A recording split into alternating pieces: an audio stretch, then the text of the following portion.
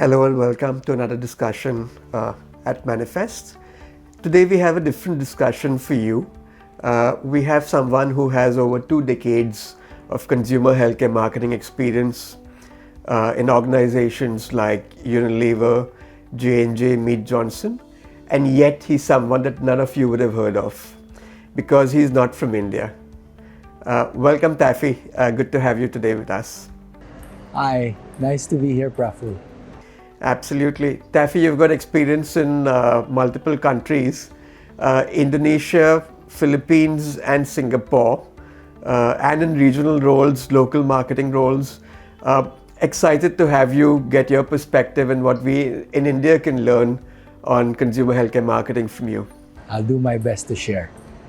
The first thing that we could probably talk about is I've also loved the fact that in addition to the 2 decades of marketing experience you have on the client side of things, you also have a couple of years in advertising and marketing services. So I've always been curious that what are consumer healthcare marketing folks in APAC thinking about agencies that you would like agencies to know at this point of time? Well, to be honest, speak truthfully, I don't think they think about them that much, or they should be actually thinking about them a little more. Often, the big swath of consumer healthcare clients will come from these hybrid, like OTC types, like J&J.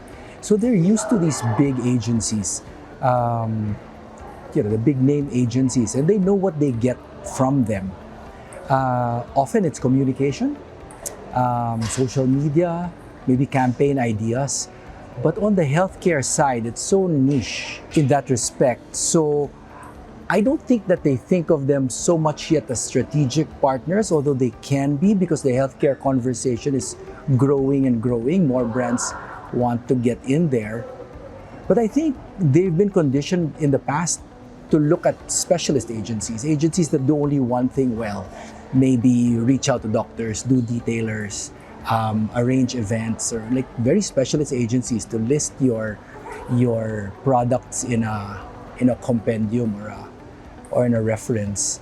But really, to go very specific into what they want out of healthcare, I think that is something that the healthcare agency industry can shape still. So as partners, not yet there. Maybe as specialists, yes, here and there if there are relationships. But really, I think it's a wide open space. Yes, that makes a lot of sense. And tell me, you worked in very different markets and almost always in consumer healthcare marketing. Do you really think that consumer healthcare marketing is different from other forms of consumer marketing? What's different? But also, if you could share some learnings across the different markets you worked at. That's a good question. So is marketing and consumer healthcare marketing different? At the heart of it, as I step back after 20 years and change, no.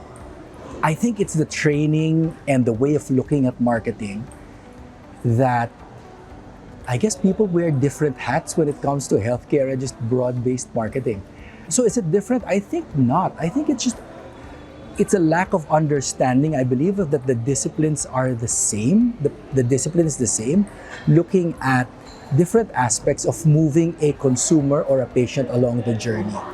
So I would say it's more an issue of being aware that the disciplines are enduring and bending subspecialties, like talking to doctors or e-commerce or advertising and video communication, social media, to move people along a journey.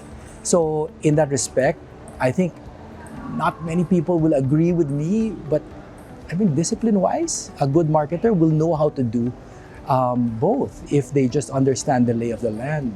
If I look at learnings, and the key learning is happened the last 5 years. Everybody all of a sudden wanted to become a healthcare company because of COVID. There's people started realizing, even healthcare companies per se, that if I could just take my brand and I took a healthcare credential and meld them together, maybe the consumer would think about me differently. Maybe the patient would think about me differently. So that is sort of like what I would say is a multi-market truth, that brands now are not struggling, but brands now are taking every opportunity to put healthcare credentials beside their name, because consumers are now, patients now, are making more informed choices, especially because of what COVID did to the world. That's interesting. And, if you look at it, the credential building is often, a big differentiator. While you have differentiation on benefits on a lot of consumer healthcare brands, also the kind of credentials you have build trust, especially for newer or younger brands. So you spoke about building credentials, and you also spoke about using healthcare professionals and talking to doctors and healthcare professionals. Does that marry? How do you do that? It's very fundamental to marketing, and maybe this is lost in marketing today. It's a buzzword, but I don't know if the discipline is as ingrained as it used to be. It's really thinking in journeys. How do you move a patient from A to B, or a consumer from A to B? And it just becomes more difficult now. Back then, it was called path to purchase, right? We do a 24-hour clock, 7-day week calendar and map our consumer against that, right? Or map our patient against that. There was only one channel really for healthcare, maybe just visiting the clinic and the pharmacy, period. But now there are so many influences. There's social media, there are podcasts, many social media channels are seen as news channels for information. So understanding this multifaceted journey is core to understanding and bending these disciplines of e-commerce and healthcare professionals. And just, it's still the same person, right? But this person hears so many more messages than he or she did before. So that is now the onus on the marketing person and the agencies that they work with. Oh, absolutely. And it also makes a lot of sense, because these journeys also, in healthcare we have high involvement categories, because it means so much to every consumer who's using the product. And the fact that you have multiple influencers, multiple sources of information, and therefore slightly more complex ecosystems in order to influence the consumer, but the consumer still being a big part, being at the heart of the journey. Yes, and just to add a little bit, right? We have this deluge of information coming our way, and some of it is we do to ourselves. Consumers do to themselves. The number of platforms they have, the number of things they expose themselves to willingly or unwillingly. They just want to make informed and safe choices. They don't want to spend a lot of time thinking about what headache medicine to buy. They want decisions to be quick. But then that is the problem. There are so many the noise to signal ratio is very high nowadays. So good marketing has to be consistent, so your brand can actually live in the most important space, which is the mind of your customer, of your patient. Absolutely. And I'm also guessing, because these are high involvement categories, the insight that we have, the consumer insight that we glean and we use in the communication really needs to hit the nail on its head in that sense. And I know you've been a stickler for consumer insights. Tell us a little bit more about that. What's your sense of what's a good insight, what's a bad insight, what's the process you follow to unearth consumer insights? I go back to I pride myself for starting out my career in Unilever. Back then, it was really the job to have in marketing. And one thing they taught us, and I will steal shamelessly from my teachers in Unilever, an insight is a latent truth brought to life. It's a latent truth uncovered. So all you're really looking for is consumer truths that resonate with the consumer, and you bring it to life. And the fact that it's latent is sometimes consumers can't even articulate it. Patients can't even articulate it. But once somebody spells that out for them, it clicks, it makes sense, and it's attached to the person who first said it, or the brand who first said it, or showed it. So I think that is my thing on insights. I don't believe that an insight is something like a mom loves her baby and she'll do everything. I mean, that is so obvious, right? You cannot, it's so obvious that it doesn't give you an advantage. And it's shared. That insight is not shared just by baby powder, it's shared by diapers, it's shared by formula. So that is one thing that I think insight should go deep. And I don't think there's a lot of time spent anymore. Really, of course, there are insights that come from data, but there are human insights that are also forgotten because Google exists. There's no time to go out and meet the consumer and get your fingernails filled with dirt, so to speak, in connecting with these consumers. I'll give you an example. I used to work on a milk brand, and this milk brand used to be go head to head with Nestle's number one brand. We were a challenger brand. And back then, how do you tell the mom what's best for her child? You give her all the ingredients, right? You give her ingredients. It's a new reason to believe with every launch, a new addition to DHA and EPA and all that stuff. So it's a growing up milk. And so what we understood, when we understood the consumer deeply and the reason to believe, we understood that the mom just wants to give everything she possibly can, but she can't articulate what that means. So it was like ingredient stacking. So the wonderful work that the agency did for us, and this I give credit to the agency, was dimensionalize all those ingredients. And instead of talking about ingredients, they said, contains everything that the food pyramid recommends. And once we used that in the communication, all of a sudden, we wrested market leadership from the number one milk making company in the world, right? And that resulted in, if you want to talk business, and I'm a business guy at heart, it did 3x in 3 years. So if it started at $1 million, pretend it ended up at $3 million as the highest growth, sales, and profit contributor of that company. So powerful what insights can do, because the media plan did not triple, but the incisiveness of communication led to a multiplier that resulted in true business. That sounds really interesting, and I'm also therefore curious about, as marketing folks, I think the example really helps us understand what is an insight and what's not. But it may also be nice to deep dive a little bit on how to unearth these insights. Like you said, it's not research, there's no one way to do it. It's a fairly complex exercise. Just any tips on that for fellow marketers? Oh, number one is that the number one tip I will give is a mindset you can take is that they're not thinking about your brand. I mean, even healthcare brands, that's not what they think about. They think about so many other things. So we have to go in understanding the complexity of the person's situation and how your brand figures in either making life easy, making things faster, more convenient, or making problems go away.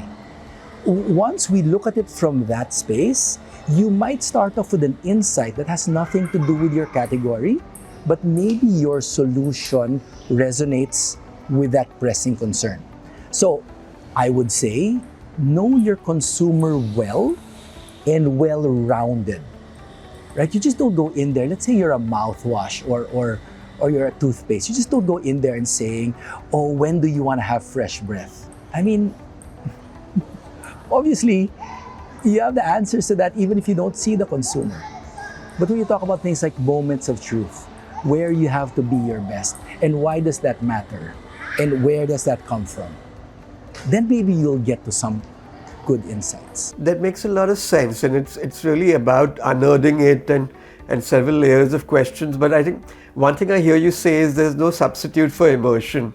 And as an agency, as someone who's been on both sides, the client and the agency side, just like you, one of the things I find these days is that agencies don't spend enough time on consumer immersion.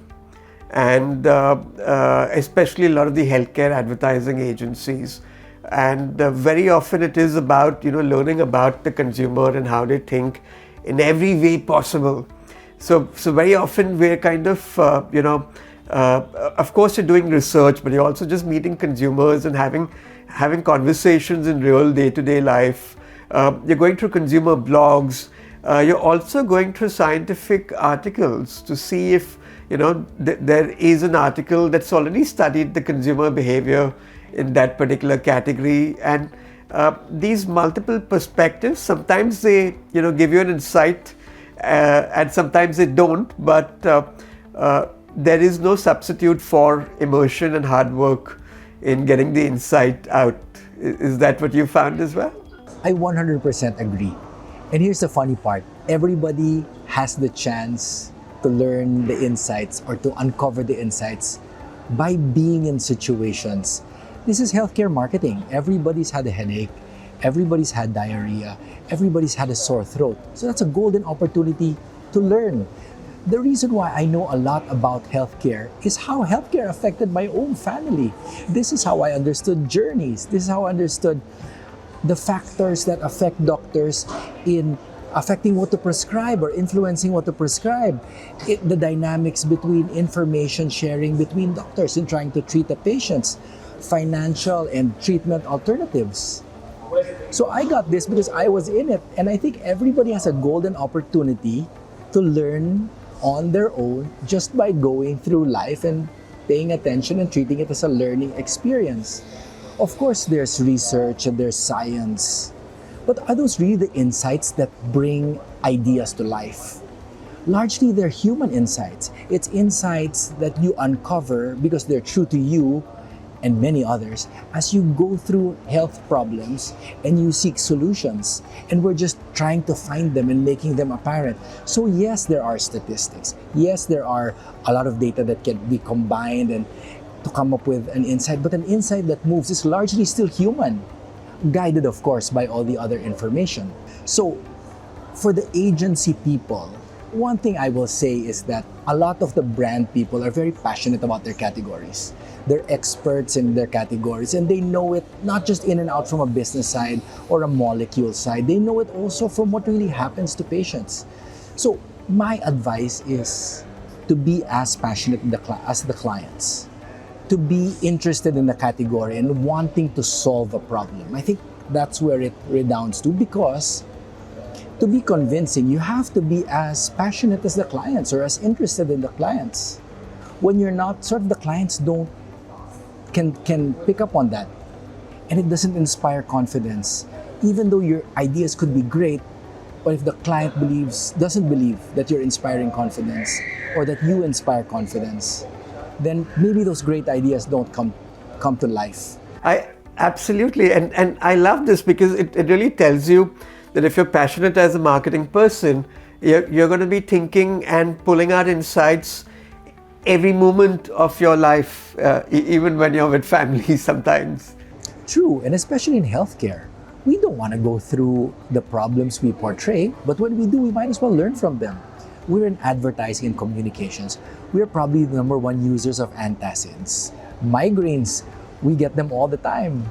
And maybe even high blood pressure, just like our marketing clients. So the lesson is, learn from it. We are our own customers, right? Interesting. So basically, let's use this now to come back from the insights is very much at the heart of it. Let's move back to something that you mentioned a little bit earlier, which is that the content ecosystem for a consumer in healthcare is so vast, and there's a lot of digital that you mentioned. There's of course healthcare. There's there's healthcare professionals like doctors. There's caregivers. There's other peers. There is your standard digital influencers or social media influencers. So that's a fairly complex ecosystem. And if you break it up into two, which is doctors and digital, and how do you work with this ecosystem to get the right content out and get the right messages out to your consumers, it'll be great to talk about that one by one. To me, it's simple, but definitely not easy. It goes back to journeys. We have to understand how journeys are influenced. And especially in healthcare marketing or in healthcare per se, the journeys now are so different. It's no longer about just availability, presence in the pharmacy, or doctor recommendation. There are so many other factors playing.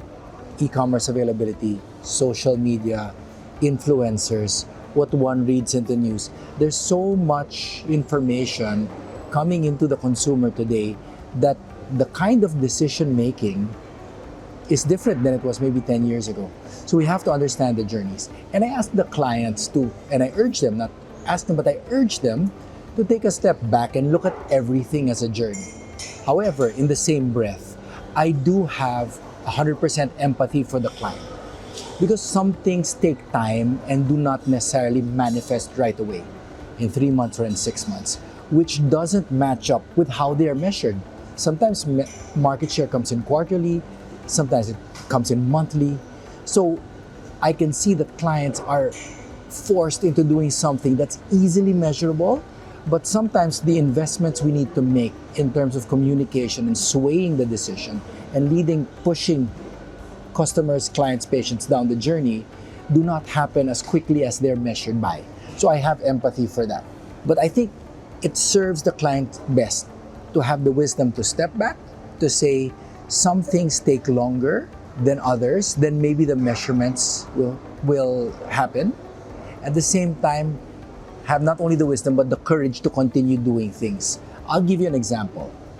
OTC companies. They know that doctor recommendations are very important, but sometimes they don't do it. And a client asked me this once, should we continue with investing in doctors or in healthcare marketing? And I said, yes, but I can't tell you how long you're supposed to wait to measure because everything is different and how quickly the results will come. But I know for sure, if you don't invest in talking to doctors, you will soon be forgotten by the doctors, and with it goes your brand equity. So it's not an easy answer, right? And there's nothing exact because there's so many other factors that are at play. However, I would say you have to put things in perspective in light of a journey. And that goes back, Praful, to your first question, insights. So if you have a strong insight and you know your journeys, you're already in a good place. Next is to understand what marketing activities take a long time and a short time. What are their gestation periods, if I borrow that term, and you stake your investments accordingly. Right? So it just goes back to, I think, understanding the journeys. And they are much more complicated today than they were 10 years ago or 5 years ago. There's just so much more noise. So we need to be wise and we need to be brave. That makes a lot of sense. And a number of markets you worked in, the digital elements of the journey and the role of digital media in that journey is often heightened. If you can kind of share learnings that we could use here in India, that would help. Maybe not the fancy stuff, but just some basics of digital marketing in healthcare, in consumer healthcare especially, that you could share with us. Yeah, I'll give you an example. Let's take Indonesia, for instance. In this region, Indonesia is the biggest population, so about 250 million, about a quarter of the population of India. Indonesia is growing rapidly digitally. So their adoption of digital is so high, internet penetration, smartphone penetration is so high, and it's a structural thing that is driving the growth of digital, especially in healthcare. So during the pandemic, there were so many disruptors in the digital space, either in tech, in B2B2C, in knowledge and platforms and publishing, right? So what was risky 7 years ago is a way of life today. And so my advice, concrete advice for marketers in India is find these disruptors and align with them for many good reasons. Number one, get ahead of the game and be present where the disruption is happening. Number two, align yourself with the thinking of someone who's reshaping the landscape in access to patients, access to consumers, just interacting with healthcare differently. Number three, because they're so future forward, it also gives you an idea of what the future of your brand may be. And also, it might tell you where government or big influential bodies want to go and what they want to do. And you can be there aligning early as a brand partner. Now, what this does for you is actually these disruptors are taking the risk for you. We know the risks associated with traditional media or now digital media, Facebook and Google, right? And these disruptors are actually taking that risk for you. And I think what you have to counter as a marketer is that, I suppose, the inertia or that whole feeling that what if I put investment here and I mess up and it ruins my standing or my career. But in a way, if you take a look at these disruptors who are very digital forward or disrupting healthcare, aligning your brand early might make you like a preferred partner as well. So it could go both ways, but we know what you're going to get from Facebook. We know what you're going to get from Google and that kind of advertising, right? And so that is my advice. And I would rather urge marketers to make a calculated decision and maybe even fail, but on failing on the side of being too advanced than lagging behind. Because lagging behind is almost like a sign of a bad marketing culture where it's just playing catch up and will never innovate. So it's playing not to lose. So that's my advice, right? So align with disruptors, not only to get access, but to get access to thinking, to news, to trends. Again, another thing that's not easy, but I'm sure will be worth it for marketers. Yeah, Taffy, and the other experience that stood out for me, in all the experiences that you've had, is your time at Hello Health, and that I know is an online health platform which works with a lot of clients to reach doctors and patients, and so this a very, very interesting space for me. What learnings have you had in terms of reaching niche audiences? I know a lot of our clients would be keen to learn more about that. Sorry, a lot of our audience would be keen to learn a lot more about that. Yes, niche audiences are, they're very important. They're very important. They're very hard to get. That's why, for example, a company like Hello Health had, I would say, 20 million visitors per month just on the platform I was handling. And so what a consumer marketer wants, or a healthcare marketer, and I'll separate this from pharma marketing just for a second, is they want to apply the principles of can I find them and can I blast them, just the way we do with shampoo, with mouthwash, right? So one big learning there is that, number one, they're niche for a reason, so they're not just lying out there, right? What are the things that you want to do here? Number one, you have to really define them based on their intent, and that's not always easy on like a Facebook or a Google, right? It's not always easy. So first party data is very important. CRM is very important. One way to look into that is also communities, right? These people organize themselves. If you're looking for niche audiences in let's say sports, right? Or pregnancy and parenting, it's hard to shotgun. So there are other ways. Like the traditional ways of reaching are not always that efficient. Now, when you move this into like a pharma space, niche audiences are there. You can just ask the doctors. The doctors will help you, it's just, or the CRM systems. Then I go back to first party data, because these audiences, these people, they exist and they interact with each other. They form communities to support each other. How to access these? And it's very narrow. So your metrics on, let's say, media won't work out. You can't measure it on reach and frequency, right? You have to measure it in another way. So that's one. Number two, they will tell you what they're interested in if you know where to look. Like I was handling a platform, so I knew how many people were reading about sexual health, were reading about pregnancy, cancer, etc. Right? So now you're taking a media type of discipline, provided you have the sources, and you have the traditional medical and pharma approach, and then you can sort of marry the two by bringing one into the other world. In terms of consumer healthcare, you're going to have to take a look at this differently. It can't just be a reach and frequency strategy. So that's one thing I learned about niche audiences. Like the broad-based targeting, it doesn't work. It has a low ROI. I think these are great pieces of advice, and in healthcare, we're always struggling that a lot of the times we're working with niche audiences, and clients, marketing folks often believe that this is a bit of a disadvantage for me. And what I've realized over time is exactly like you said, because these are niche audiences, and they're also hunting for the right information. They don't have enough support and information, so this can actually be a strength for us as long as we reach them correctly, and that's been like a very, very interesting play. I would say that if you take a mass marketing approach to niche audiences, it can look expensive.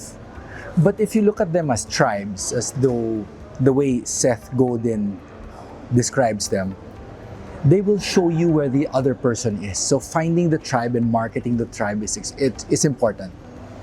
So when you get inside the tribe and you understand that whole discussion, they will readily point out to you where the other person is, and they will go deeper into their concerns. You will know the audience as a whole in a deeper way. This is just how niche audiences work. So a consumer marketing approach to these kind of audiences is very broad but then very shallow. Single messages, very superficial. So the kind of marketing you have to do for niche audiences is deep. And not only deep, is that you have to measure them differently than you would traditional consumer broad-based marketing. And very often when you're reaching patients, and especially in some of the more niche areas, the best way to reach them in healthcare is often through doctors as well. And the other very interesting thing I find is that, there's just so much information that happens online. But when a patient gets that same information from the doctor, their likelihood of acting on that information goes up 10x, 15x, 20x, depending on the category that we're talking about. Yeah, I'm sure the doctors will be the first to tell you that if they could just have the time, they would give the patient more information. If they had more occasions, they could give the patient more information, but that's just not the case, right? They don't have the time of day to tell them everything and to point them to every person for them to see. So yes, the doctor is a great source, but can the doctor be magnified? Perhaps, right? Could reach of the doctor be magnified? That would be a game changer. That's a great big game changer in healthcare. If the doctor's voice is not encumbered by the amount of time that they have to see the patient, or them having a single physical location where they're present. So that's a true game changer if we could do that. That's a beautiful thought, and what I'm thinking of right now is using doctors as influencers on social media, using doctors in PR a lot more, especially key opinion leaders. But also, can one create these channels between the doctor and their patients for our therapy area, and piggyback on that as well? To create the channel, I mean, if you ask doctors, they'd love for this to happen, right? Imagine the burden of a developing country. First of all, the ratios are 1 to several hundreds, or sometimes even one doctor to 1,000 patients.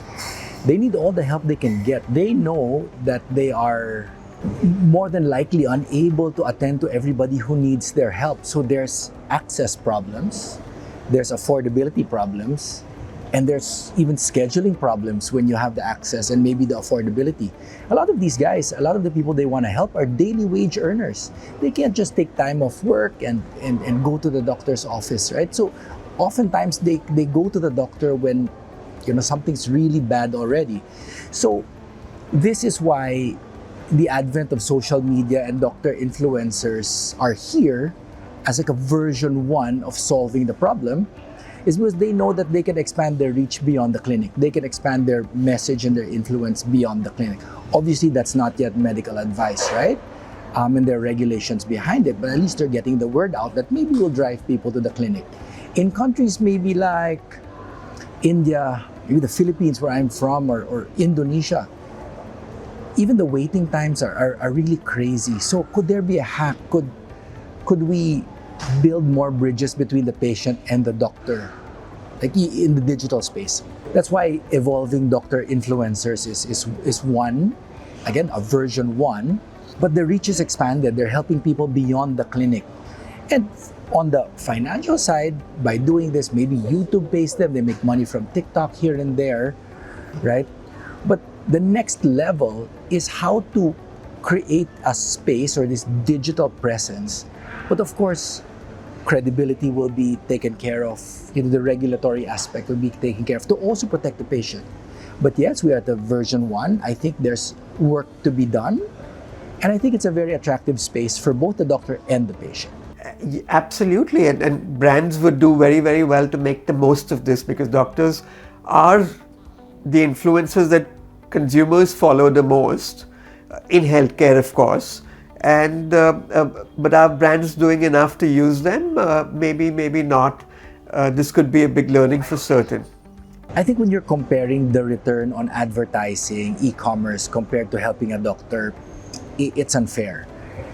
If you use that same calculation of return on investment, you have 10 doctors to the reach of maybe 100 each, but then when you do a Facebook campaign, it hits thousands. It's really apples and oranges, but then that's really a struggle that marketers face.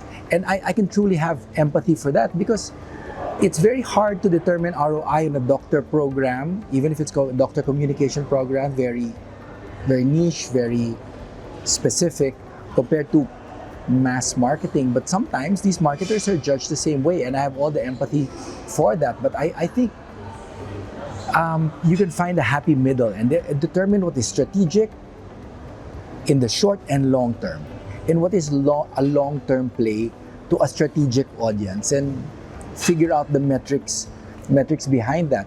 But then I'm sure there will be companies who will come up and bring this up and provide this service. And I think brands should really take a chance on experimenting with it, because directionally it's right. We just need to find the right way to measure it, and therefore for it to make sense to the business. But directionally it's correct. And therefore, coming to the doctor aspect of it, right? I know in India we have these digital doctor platforms where one can reach doctors digitally, and I know, having worked in Hello Health and various markets,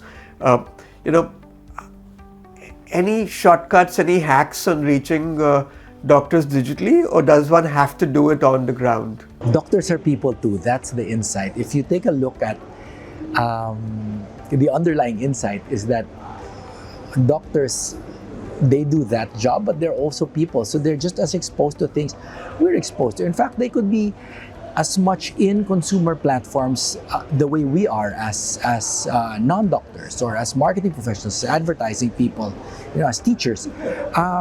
So I guess the lesson to learn here is like in innovation thinking, switching rivers, like how might we reach doctors? Digital doctor platforms, of course, makes it convenient, right?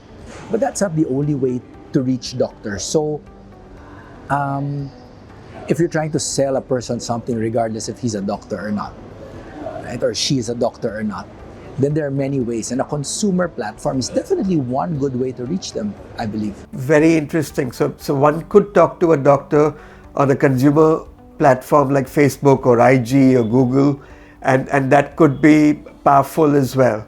Yeah, I believe so.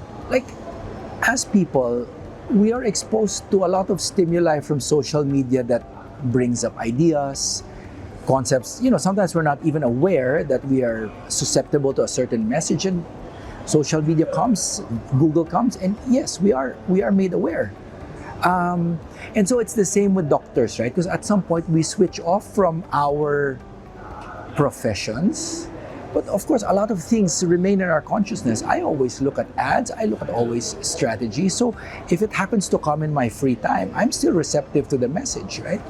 So I guess you combine those platforms with good journeys, with sensible journeys, and great stimulus, right? And as proven by social media and how advertising works on social media, you kind of get the message across some way, somehow. And therefore, to end with, and this has been a wonderful conversation, just to end with, something that each of our audience can leave with. And a lot of our audience are healthcare marketing leaders in India. And we're often reporting into regional folks who are regional market leaders. Any tips for us in the local country marketing roles on what regional marketing folks are looking at from us, things that we should keep in mind to grow up the ladder? A good local marketing person, a good local marketing person is a great marketing person, full stop. What does this mean? Marketing is about moving people down a journey to eventually purchase your product. So, using this definition, a great marketing person, a great marketing professional knows which channels they're buying, what gives the customer the best access to their products, who's influencing this decision, what are the micro trends affecting this decision. And that's what a great marketing person is, right? Because the last mile of marketing happens at the country level, right? And so they know the lay of the land, and they know what influences the consumer, what is shaping the perception of his or her brand, how media works in their country, right? How media is consumed in their country. And this is why over the years I've had a greater deal of respect, and I already respected the local marketing function even more now, because that's what can be measured. That ultimately what redounds to sales, and therefore profit, and therefore market share, right? So that's the local guys. So a lot of local guys want to go to the region, and what I will say is when you get to the regional level, you're looking for common denominators for relevance, for a product fit, a service fit, right? It's very, very broad decisions like packaging, molecule, formulations that work across countries and regulatory environments, right? And so it is not as powerful as local insight, but obviously there is a role for it, right? You have to hand the local person something that can be sold and can be tailored in an execution that is very region or locality specific, right? So my advice to those who want to build their local careers and eventually go regional is to be a great local person, right? Because you will become a great regional person as you step back, and that is ultimately extremely valuable. You have to have the great sense of how to move a product from here to your customer's home. And therefore, when you zoom out as a regional person later on, right, you'll see this across markets and provide them and do work that can be put in the hands of someone who can tailor this into an executional plan and deliver sales and profit. Thank you. That's an amazing flip in perception that I think all of us local marketing folks are going to keep in mind for certain for many, many years to come. Any last words, from the conversation that you kind of want to drive focus on before we end for the day, Taffy? Yes, one last thing. Earlier we brought up insights and we talked about journeys, and I'm thankful for that because in today's world, true innovation, like the real innovation, comes in the form of really a breakthrough product or a breakthrough service. Most of our consumer health clients, the companies, I'm not sure if they're going to come up with that every year.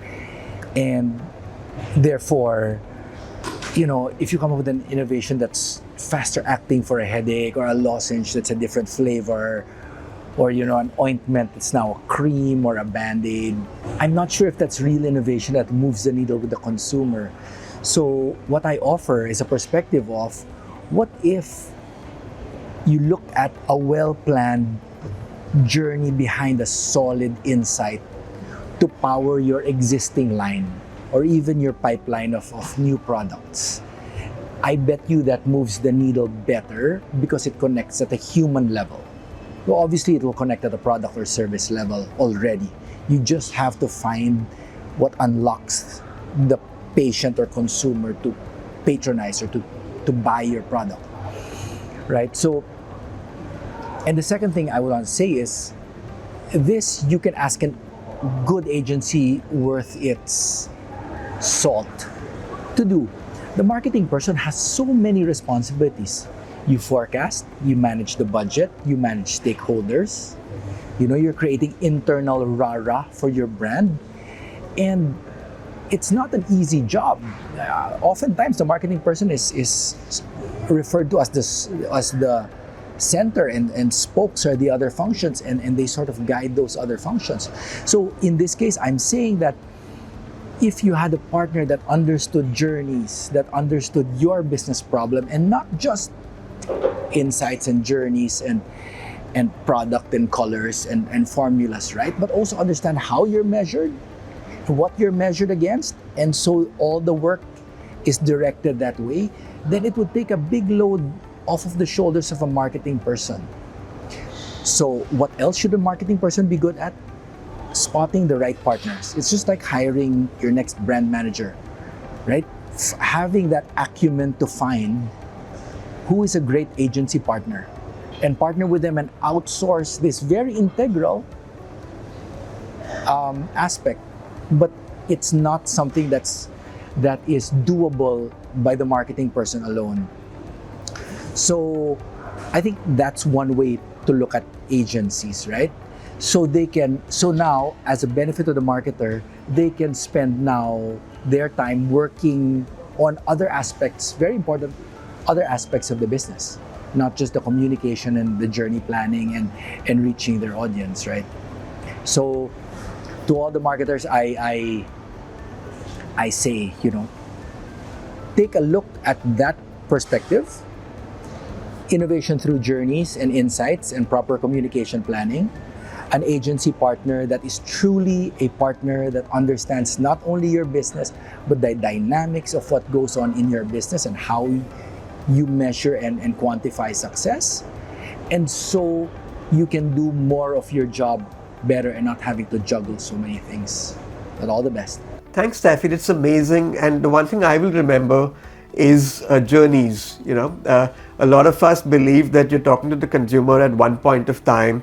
We put a lot of investments of time and monies on point of time communication like traditional media, but realizing that it's a journey and we need to work with consumers to move them through the journey is an amazing way of putting marketing. Thanks, Taffy. Look forward to talking to you again.